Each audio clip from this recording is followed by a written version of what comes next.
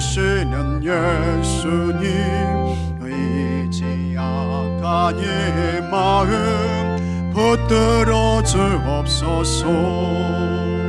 구주 예수 능력의 주, 힘과 용기 주옵시고 말씀으로 고치소서. 깨끗하게 하옵소서. 아멘. 한 8주 만에 이렇게 뵙는 것 같아요. 여러분 너무너무 반갑고 감사합니다. 우리 함께 반갑습니다, 사랑합니다, 축복합니다 인사 한번 하시겠습니다. 반갑습니다, 사랑합니다, 축복합니다. 네, 너무너무 감사합니다. 오늘 이렇게 예배드리게 되었습니다. 너무 감사하지요. 우리 하나님 앞에 감사와 찬양의 박수 한번 하시겠습니다. 네. 예배를 안 드리니까, 이 교회 예배당에서 예배를 안 드리니까 그냥 사는 게 사는 것 같지가 않아요. 그렇죠? 이게 내가 지금 살아있는 건가 이런 생각도 막 들고 이제 그러더라고요. 하여튼 우리는 예배당에 모여서 예배를 잘 드리셔야 돼요. 이곳에 주시는 하나님의 은혜가 있을 줄로 믿습니다. 어떤 노인 어른께서 병원에 입원하셨습니다. 그리고 지난 그 날의 모든 것을 돌이켜보면서 이분이 글을 썼어요. 그 글 제목이 지나온 인생을 돌아보니입니다. 인생의 전반전은 학력, 직위, 권력, 재력 그런 것들이 높고 많으면 이기는 것이었지. 하지만 후반전은 달랐다네. 전반전의 승리를 위해 온 힘을 쏟은 몸은 후반전에 혈압, 심장, 당뇨 등 성인병에 시달리게 되어 나의 명줄을 의사에게 구걸해서 겨우 연장전을 살고 있네. 이제야 알겠더군. 전반전에 높이 쌓았던 모든 것들을 후반전, 연장전에선 누릴 수 없다는 걸. 승패를 바로 가리는 운동 경기에도 중간에 쉬는 시간이 있다는 걸. 전반전에서 앞만 보고 정신없이 살았던 날들이 이제는 후회하는 추억으로 남았어. 나의 글을 읽는 그대들에게 말하노니 아프지 않아도 해마다 건강검진을 받아보고 목마르지 않아도 물을 많이 마시며 괴로운 일 있어도 훌훌 털어버리는 법을 배우며 양보하고 베푸는 삶도 한번 살아보게나. 필요하지 않아도 휴식할 줄 알며 돈과 권력이 있다 해도 교만하지 말고 부유하진 못해도 작은 것에 만족을 알며 아무리 바빠도 움직이고 운동을 하게나. 사람의 가치는 무엇이 증명해 주는지 알고 있는가? 바로 건강한 몸이라네. 건강할 때 있는 돈은 자산이라고 부르지만 아픈 뒤 그대가 쥐고 있는 돈은 자식, 손주가 탕진할 유산뿐이라네. 차를 몰아줄 기사는 월급 주면 얼마든지 구하고 돈을 벌어줄 당신의 사업장의 직원은 월급만 많이 주면 늘 옆에 둘 수 있지만 당신을 대신해서 아파줄 사람은 결코 없을 테니 건강을 잃지 마시오. 내가 여기까지 와보니 많은 재산이 무슨 소용이 있을까? 많은 재물의 욕심은 나를 그저 탐욕스러운 노인으로 만들어 버렸다네. 내가 한때 자랑으로 알고 쌓았던 많은 것들, 돈, 권력, 직위, 이제는 그저 짐에 불과할 뿐. 그러니 전반전을 살아가는 사람들은 너무 욕심내 살지 말고 후반전, 연장전에 살고 있는 사람들은 아직 인생이 끝나지 않았으니 행복한 말년을 위해 지금부터라도 자신을 점검하며 사시라. 전반전에서 빛나는 승리를 거두었던 나는 후반전, 연장전은 병마를 이기지 못하고 병원 특실에 누워 있는데 아무리 시설이 좋은 특실이라도 허름한 농촌의 경로당보다 못하다는 것을 알려드리겠네. 맞는 이야기예요. 공감하시죠? 그래서 여러분, 우리는 건강할 때 건강과 일상의 소중함을 알고 건강 잘 지키셔야 합니다. 그리고 우리에게 주어진 일상을 감사와 행복으로 살아야 합니다. 다 그렇게 사시기를 주의 이름으로 축복합니다. 그런데 육체의 건강도 중요하지만 우리에게 더 중요한 것이 있어요. 그것은 영혼의 건강입니다. 그리고 심령, 곧 마음의 건강입니다. 내 영혼이 건강한가? 나는 지금 기쁨과 감사로 행복과 평안의 삶을 살고 있나 하는 것입니다. 그러나 우리의 삶을 점검해 보면 짧은 인생길에 고난이 많아요. 아픔도 많습니다. 문제 없는 날이 없고요. 눈만 뜨면 근심과 걱정입니다. 최근에는 이 코로나 바이러스 19로 너무 우울합니다. 답답합니다. 내가 잘못해서 생기는 고통이 있습니다. 또 나는 아무 잘못이 없는데 당하는 괴로움도 있습니다.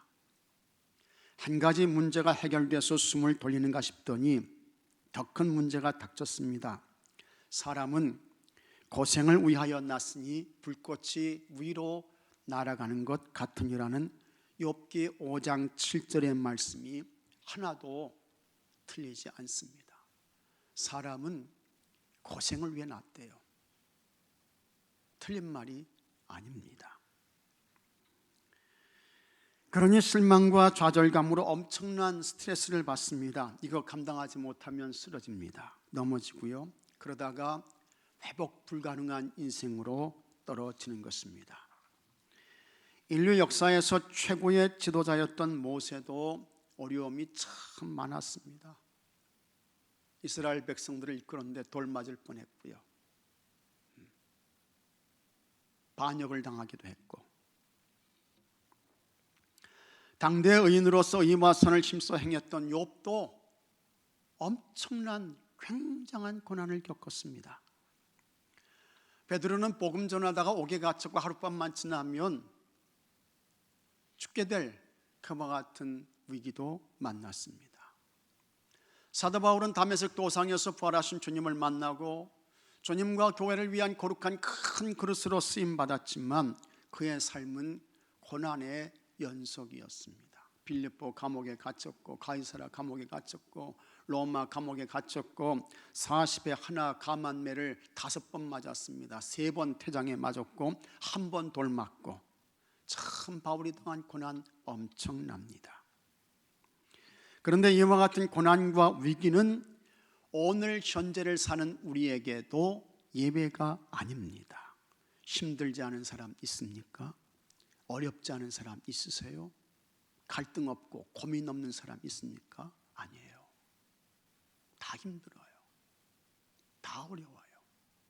말 못할 아픔과 괴로움이 있습니다. 어떤 잡지사에서 독자들을 대상으로 설문조사를 했습니다.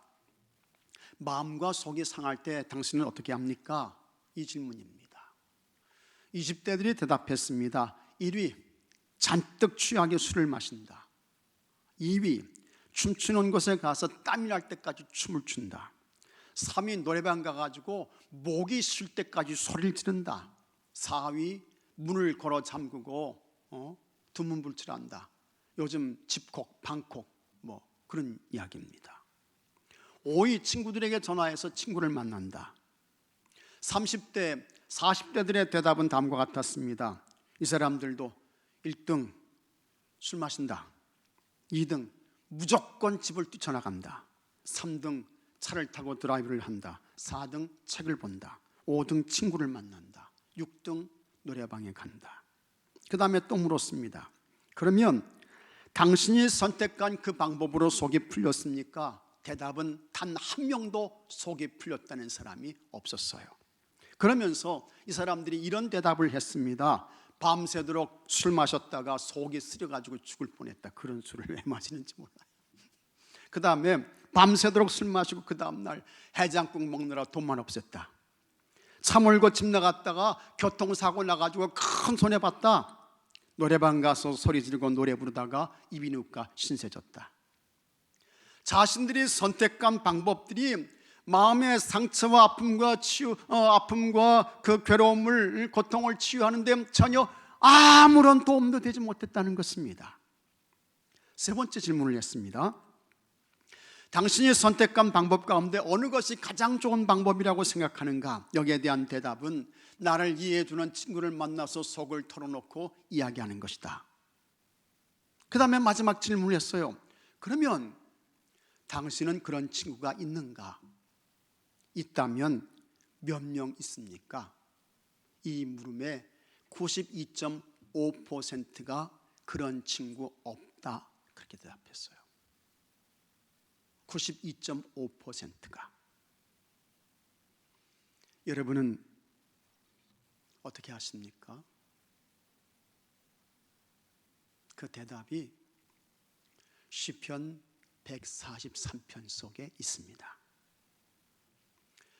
시편 143편은 다윗의 시입니다. 다윗은 왕이었습니다.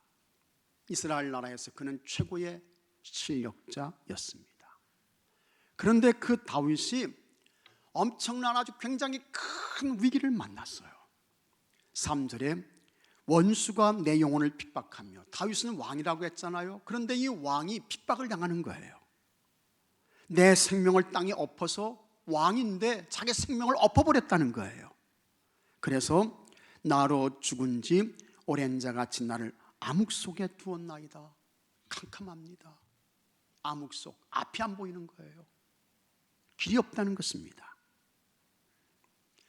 다윗이 원수에게 핍박을 당했던 사건이 무엇일까? 다윗의 아들 압살롬이 다윗에게 반역을 일으켰습니다. 그래서 이 다윗이 예루살렘 왕궁을 내주고 도망가는 것입니다. 피신해 가는 거예요.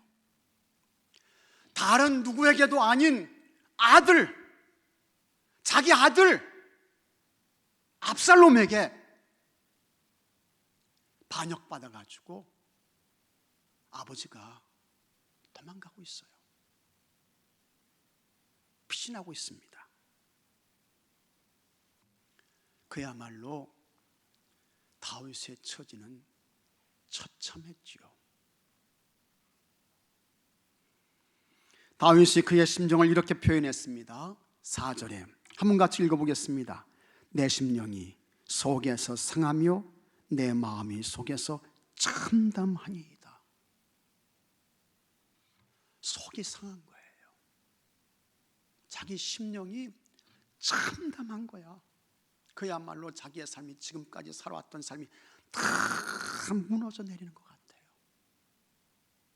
다 쏟아져서 없어지는 것 같습니다. 이렇게 다윗의 심령이 참담했을 때 그는 어떻게 그 위기와 마음의 상처를 극복해낼 수 있었을까 하는 것입니다. 첫째로 그는 하나님께 기도했습니다. 이게 첫 번째예요. 하나님께 기도했어요. 1절을 보면 여호와여 내 기도를 들으시며 내 간구에 귀를 기울이시고 주의 진실과 의로 내게 응답하소서. 다윗은 먼저 하나님께 엎드립니다. 그리고 하나님께 기도해요. 자신이 처한 형편과 처지에 대하여 하나님께서 응답해 주시기를, 진실과 의로 찾아와서 자기에게 응답해 주시기를 기도하고 있는 것입니다. 사람들은 어려운 일을 당하면 왜 나에게 이런 일이 생길까? 나 잘못한 거 없는데, 하나님께 서운하게 한 거 없는데 하면서 문제와 원인을 다른 사람에게 돌리고 환경을 탓하고, 대부분의 사람들이 그렇습니다. 그러나 다윗은 일반 보통의 사람들처럼 행동하지 않았습니다. 그는 자기가 당하는 고난과 아픔을 자기 것으로 수용을 해요. 여기 2절 말씀 보면 주의 종에게 심판을 행하지 마소서, 주의 는 앞에는 의로운 인생이 하나도 없나이다. 하나님 앞에 다 죄인입니다. 의로운 인생 하나도 없습니다 하면서 자기도 죄인인 것을 인정하면서 죄인이 당하는 고통과 아픔, 당연한 것으로 그가 이제 마음에 수용하는 것입니다. 그리고는 하나님의 긍휼에 호소하는 것입니다. 주님, 종에게 심판을 행하지 마시고 나에게 하나님의 긍휼, 하나님의 자비를 베풀어 주세요. 그는 기도했던 것입니다. 그는 자기의 참담함을 하나님께 이렇게 아뢰입니다. 3절 말씀 다시 한번 보시기 바랍니다. 3절 말씀, 자 3절 말씀 같이 한번 다시 읽어보겠습니다. 원수가 내 영혼을 핍박하며 내 생명을 땅에 엎어서 나로 죽은 지 오랜 자같이 나를 암흑 속에 두었나이다. 그러므로 내 심령이 속에서 상하며 내 마음이 내 속에서 참담하니이다. 얼마나 그의 처지가 고통스러웠던지, 이미 죽은 지 오랜 시간같이 되었고 마음이 상해서 참담하다고, 말로 다 표현할 수 없다고 그의 고통을 하나님께 아뢰는 것입니다. 그는 자기의 모든 참담함과 마음의 고통과 아픔을 하나님께로 가져왔어요. 하나님께로. 그리고 하나님께 그것을 내려놓고 쏟아 놓았습니다. 어쩌면 그가 받은 마음의 상처와 충격이 너무 커서 거의 회복 불능이었을지도 모릅니다. 압살롬이 누굽니까? 이미 벌써 앞에서 자기 형 암논을 죽였다고요. 형제를 죽였어요. 그 다음에 이번에는 아버지 다윗을 죽이겠다고 담궈들고 있는 거예요. 칼 들고 아버지를 치려고 하는 것입니다. 그리고는 이스라엘 나라의 왕이 되겠다는 것입니다. 그러니 다윗의 정신적인 고통과 압박은 너무 컸습니다. 그런데 그거 다 이 다윗이 하나님께로 가져옵니다. 내가 죄인이어서 이와 같은 고통과 아픔 내가 겪어야 합니다. 그런데 하나님은 긍휼이 많으신 분이시잖아요. 하나님의 긍휼을 베풀어 주세요. 하나님의 은혜를 베풀어 주세요. 그는 기도했던 것입니다. 그러면 다윗이 왜 이런 태도를 취할 수 있었을까? 하나님께서 자기의 억울함과 고통의 문제를 하나님 당신만이 해결해 주실 것으로 믿었던 것입니다. 그는 하나님의 사랑을 믿었어요.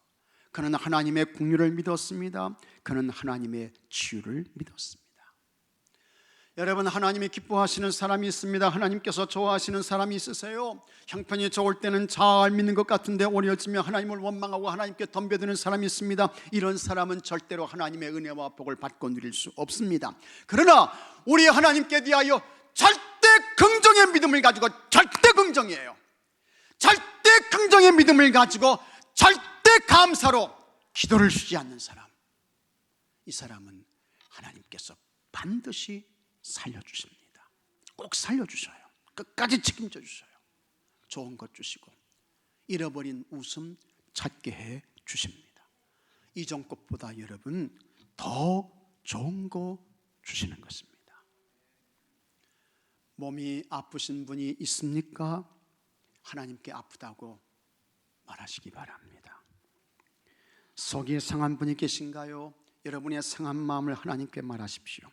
문제로 갈등하며 고민하시는 분 솔직하게 하나님께 말하시기 바랍니다. 하나님은 보십니다. 하나님은 들으십니다. 하나님은 아십니다. 그리고 우리 하나님은 치료하십니다. 하나님은 고치십니다. 하나님은 풀어주십니다. 하나님은 이기게 하시는 것을 믿으시기 바랍니다. 하나님께 기도해서 하나님께서 주시는 치유와 회복이 여러분에게 쏙 기임하게 되기를 바랍니다. 둘째로, 다윗은 하나님을 깊이 생각했습니다. 5절에 내가 옛날을 기억하고, 다윗이 지금까지 살아왔던 그 옛날의 일들을 다 기억하는 거예요. 생각하는 거예요. 그 다음에 주의 모든 행하신 것을 읊조리며, 하나님이 자기에게 행하신 은혜와 축복을 자기 입으로 읊조리는 거예요. 자기 입으로 말하는 거예요. 주의 손이 행하는 일을 생각하고 했습니다. 그러니까 이 다윗은 하나님을 깊이 생각했던 것입니다. 하나님께서 다윗에게 특별한 은혜를 베푸셨습니다. 다윗은 목자였습니다. 그런데 다윗은 양을 훔쳐가는 사자나 곰과 싸웠습니다. 10대 소년이요, 사자나 곰과 싸워가지고 이겼어요. 하나님이 이기게 하신 거죠. 또 블레셋의 골리앗과 엘라 골짜기에서 겨루었잖아요. 골리앗의 키가 얼마인지 아십니까? 6규빗 한 뼘이었습니다. 6규빗 한 뼘. 한 규빗이 45cm예요. 여기 맨 중지에서 이 팔꿈치까지 45cm, 이게 조금 더 됩니다. 6규빗 하면 그것만 해도 270이야. 그리고 거기에다가 한 뼘. 손이 얼마나 커요? 난 손 작습니다, 여러분. 근데 골리앗의 이 손이 얼마나 커요? 그러니까 이 골리앗의 키는 거의 3m 정도에 가까웠습니다. 대단했습니다, 여러분. 그런데 그런 골리앗을 이 다윗이 이긴 거예요. 하나님의 은혜죠. 하나님의 역사인 것입니다. 그 다음에 다윗은 8번째 막내였잖아요. 참 살아보니까 막내 기대할 거 없더라고요. 없어요. 아무것도 없어요. 근데 형들은 다 지나가게 하고 저들에 있던 다윗이 오니까 하나님께서 사무엘의 마음에 감동 주신 거예요. 저 아이에게 기름 부어라, 기름 부어라. 감동 주셔가지고 맨 꼴찌로 왔는데, 맨 늦게 왔는데 이 다윗이 기름 부음 받아가지고 이스라엘의 왕이 됐습니다. 참 하나님의 특별한 은혜인 것입니다. 다윗은 최고의 위기에서 하나님께서 자신에게 베풀어 주셨던 지난날의 그와 같은 은혜와 역사를 기억하고 깊이 생각하고 자기 입으로 그것을 읊조렸던 것입니다. 그러면서 그 하나님은 지금도 여전히 살아계시기 때문에 그 하나님 나에게 은혜 주신다, 나 도와주신다, 나에게 승리 주신다, 그것을 이 다윗이 확신했던 것입니다. 그런데 정말 하나님께서 다윗에게 찾아오셨습니다. 과거에 놀라운 은혜를 베풀어 주셨던 하나님, 그 하나님은 다시 다윗에게 찾아오셔서 다윗을 이기게 하셨습니다. 그에게 승리를 주셨습니다. 기적을 행하셨습니다. 놀라운 능력으로 역사하셨습니다. 하나님은 크신 줄로 믿으시기 바랍니다. 하나님은 높으신 분이신 줄로 믿으시기 바랍니다. 우리 하나님께서 출애굽의 역사를 이루셨습니다. 홍해를 가르셨습니다. 마른 땅으로 이스라엘 백성들을 건너게 하셨습니다. 추격해오는 애굽의 군대를 다 바다에서 몰살시키셨습니다. 40년 동안 이스라엘 백성들을 광야에서 생존케 하셨습니다. 만나를 주셨어요. 만나, 새벽마다 만나가 내렸어요. 메추라기를 주셨습니다. 물을 마시게 하셨습니다. 사나운 독충과 짐승들로부터 이스라엘 백성들을 지켜주셨고요. 그리고 가나안 땅에 들어가게 하셨습니다. 거기서 끝이 아니고 그 하나님은 살아계셔서 예수님을 성령으로 잉태케 하셨습니다. 동정녀 마리아의 몸에서 태어나게 하셨습니다. 우리의 모든 허물과 죄를 감당하시고 십자가에서 죽게 하셨습니다. 그러나 하나님께서 그 예수님을 무덤에서 다시 살리셨습니다. 우리 예수님께서 부활하셨습니다. 40일 동안 땅에 계셨습니다. 그리고 승천하셨습니다. 보혜사 성령님을 보내주셨습니다. 그 후에 교회를 시작하게 하셨습니다. 재림의 예수를 하나님께서 보내주실 것입니다. 그때 예수님 안에서 죽는 사람들은 신령한 몸, 영광스러운 몸, 썩지 않을 몸, 강한 몸으로 부활의 몸을 입고 나오게 되는 것입니다. 살아있는 성도들은 공중으로 들림받아요. 우리가 살아있을 때 예수님 오시면 얼마나 좋겠어요. 죽음 보지 않고 들림받는 거예요. 믿습니까 여러분? 이와 같은 전능하신 하나님, 지금도 살아계셔서 일하시는 하나님, 이 하나님을 깊이 생각하시기 바랍니다. 그리고 하나님은 나에게 주셨던 은혜를 우리의 입으로 읊조리는 거예요. 하나님, 그때 나에게 그렇게 도와주셨어. 하나님, 나에게 그렇게 좋은 거 주셨네. 그 위기를 다 지나가게 하셨네. 읊조리는 거예요. 그러면 우리에게 닥친 위기와 마음의 상처가 다 치료가 됩니다. 소송케 되는 것입니다. 다시 일어날 수 있게 되는 것입니다. 영국의 화이클락이 크로멜의 특사로 스웨덴에 가게 되었습니다. 가는 도중에 이 화이클락이 영국 자기 나라의 위기와 그 처한 상황을 생각하니까 이 화이클락이 잠이 안 오는 거예요. 지금 스웨덴에 도움을 요청하러 가는데 나라가 위기와 곤경에 빠지니까 우리나라가 어떻게 될까 잠이 안 와. 그때에 함께 동행했던 사환이 있는데 그 사환이 이렇게 말합니다. 화이클락이여, 당신이 이 세상에 나시기 전에도 하나님은 이 세상을 잘 다스렸지요. 화이클락이 물론이지 라고 대답했습니다. 또 말했습니다. 당신이 이 세상을 떠나신 후에도 하나님이 잘 다스리시겠지요? 물론이지. 또 말했습니다.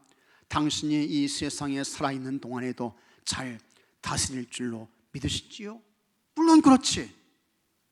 화이클락이 과거에도 현재에도 미래에도 모든 걸 선하고 복되게 통치하시고 다스리실 그 하나님을 깊이 생각하니 근심 사라졌어요. 두려움이 없어졌어요. 그때부터 이 화이클락이 편안한 잠을 잤다고 하는 것입니다. 세상은 불안합니다. 걱정과 근심이 많아요. 앞으로 어떻게 될까? 생존의 문제가 걱정입니다. 악한 마귀는 우리를 넘어지게 하고, 그러나 여러분, 능력의 하나님, 기적의 하나님은 지금도 여전히 살아계십니다. 그 하나님을 깊이 생각하시기 바랍니다. 과거에 도와주셨던, 현재에도 도우시는 그 하나님을 깊이 생각하시기 바랍니다. 그러면 평안입니다. 감사입니다. 기쁨인 것입니다. 새 힘이 솟게 되는 것입니다. 우리 하나님을 깊이 생각하십시오. 그래서 하나님께서 주시는 은혜와 능력으로 험한 세상을 날마다 이기며 사는 모든 분들이 되시기를 축복합니다. 셋째로, 하나님을 향해 손을 폈습니다. 6절 말씀 다 같이 읽겠습니다. 주를 향하여 손을 펴고 내 영혼이 마른 땅같이 주를 사모하나이다. 아멘. 주를 향하여 손을 펴고 내 영혼이 마른 땅같이 주를 사모하나이다. 마른 땅이 얼마나 비를 기다려요. 얼마나 마른 땅이 물을 찾습니까? 그 마음으로 손을 펴서 하나님을 사모했습니다. 이 손을 편다는 것은 인정하는 것입니다. 고백하는 것입니다. 하나님, 나 힘 없어요. 하나님, 나 능력 없어요. 그러니 하나님 의지합니다. 하나님 도와주세요. 손을 펴는 것은 하나님께 대한 전적인 의탁입니다. 심리학자들이 연구한 것이 있습니다. 잘난 척하지 않는 사람, 없는 척하고 사는 사람, 모르는 체하고 사는 사람보다 잘난 체하고 있는 체하고 아는 체하는 사람이 10배 이상 스트레스 증후군에 시달린다. 꼭 맞는 이야기예요. 꼭 맞는 이야기야. 신앙생활도 그렇습니다. 하나님, 나는 부족합니다. 나는 그저 하나님의 도움과 은혜를 구합니다. 나를 꼭 붙잡아 주세요. 이렇게 사는 사람보다, 나 우리 교회에서 믿음 좋아, 나만큼 아는 사람 있으면 나와보라고 해, 이런 사람이요 훨씬 더 스트레스를 많이 받습니다. 그러지 마십시오. 다윗은 그것을 깨달았어요. 그래서 그는 하나님, 난 이젠 안 됩니다. 하나님 도와주세요. 붙잡아 주세요. 하면서 하나님을 향해 손을 폈던 것입니다. 하나님 앞에서 잘난 척하면 안 됩니다. 아는 척하면 안 됩니다. 있는 척하지 마십시오. 이 세상은 과학과 경제, 강한 무기로 거대한 바벨탑을 쌓고 있습니다. 그러나 여러분, 한순간에 무너질 수 있다는 거예요. 그것이 코로나 바이러스 19 사태입니다. 너무너무 놀라워요. 미국 같은 그 세계 최고의 나라에서 5만 명 이상의 사람들이 이 감염병으로 죽어나가잖아요. 5만 명 이상, 5천 명도 아니고 20만 명의 이상의 사람들이 죽어요. 20만 명 이상의 사람들이. 그러니 하나님 앞에서 여러분, 아는 척, 잘난 척, 있는 척 하는 사람은 진짜 무지한 것입니다. 너무너무 어리석은 거예요. 우리는 우리의 연약함을 인정하고 하나님을 향해 손을 펴야 합니다. 그러면 하나님 도와주십니다. 하나님께서 위로해 주시는 거예요. 사람이 대단한 것 같은데, 사람이 굉장한 것 같은데 성경의 말씀을 들어보십시오. 하나님 앞에 선 인간은 뭐라고요? 먼지입니다. 하나님 앞에 있는 인간은 티끌이에요. 그게 우리 존재인 것입니다. 보이지 않는, 눈에 볼 수 없어요. 어디서 퍼지는지 알지 못하는데 이런 감염병에 감염되면 50만 명, 100만 명도 죽어나갈 수 있는 것이 인간이라고 하는 것입니다. 그러므로 하나님을 향해 다윗처럼 손을 펴야지요. 아주 겸손하고 진지하게 손을 펴야 합니다. 그러면 우리 하나님께서 살려주십니다. 하나님께서 도와주십니다. 하나님께서 은혜를 베푸시고 하나님께서 치유를 주시는 것입니다. 가룟 유다는 예수님의 부름을 받은 제자였습니다. 특별한 하나님의 은혜를 받은 사람이에요. 그는 3년 동안 예수님의 말씀을 들었습니다. 예수님께서 행하신 기적도 보았습니다. 베드로의 저는 그리스도시요 살아계신 하나님의 아들이시니다 라는 신앙 고백도 들었습니다. 예수님께서 베드로에게 돈꾀를 맡기셨습니다. 그런데 유다가 예수님을 배신해요. 은 30에 예수님을 팔아버립니다. 적은 멀리 있지 않았습니다. 가장 가까운 곳에 있었습니다. 가룟 유다는 여러분, 악을 선으로 포장했습니다. 불의를 선의로 포장했습니다. 거짓을 정직으로 포장했습니다. 포장이 화려할수록 내용물은 없는 거예요. 아무것도 아닌 것입니다. 위선은 겉과 속이 다른 것입니다. 그와 같은 위선이 결국에는 자신의 인격과 양심을 황폐한 길로 몰아넣습니다. 하나님은 우리에게 허물이 있다고 버리시지 않습니다. 그러나 위선과 거짓은 용서받지 못하고 마침내는 버림받습니다. 진실은 하나님과 통해요. 반면에 위선과 거짓은 마귀와 통합니다. 그러므로 여러분, 우리는 예배를 드려도 진실되게 드려야 합니다. 찬송을 불러도 진실되게 불러야 합니다. 기도를 드려도 진실되게 해야 합니다. 이렇게 진실되게 예배드리고 진실되게 찬송하고 진실되게 기도하는 것이 뭘까? 하나님을 향해 손을 펴는 것입니다.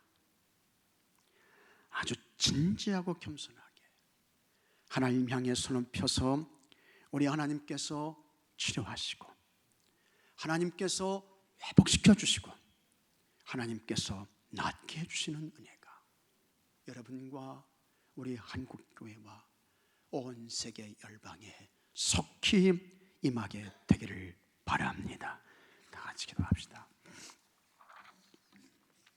하나님 아버지, 모든 것 다 하나님께로 가져와서 하나님께만 내려놓게 하시고 하나님께만 쏟아놓게 하여 주시옵소서.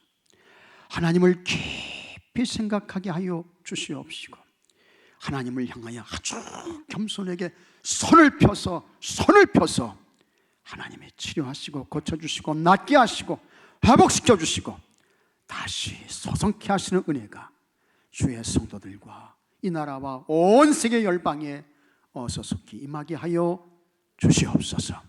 우리 주 예수 그리스도 이름으로 기도하옵나이다. 아멘. 이 시간 주의 기도하겠습니다.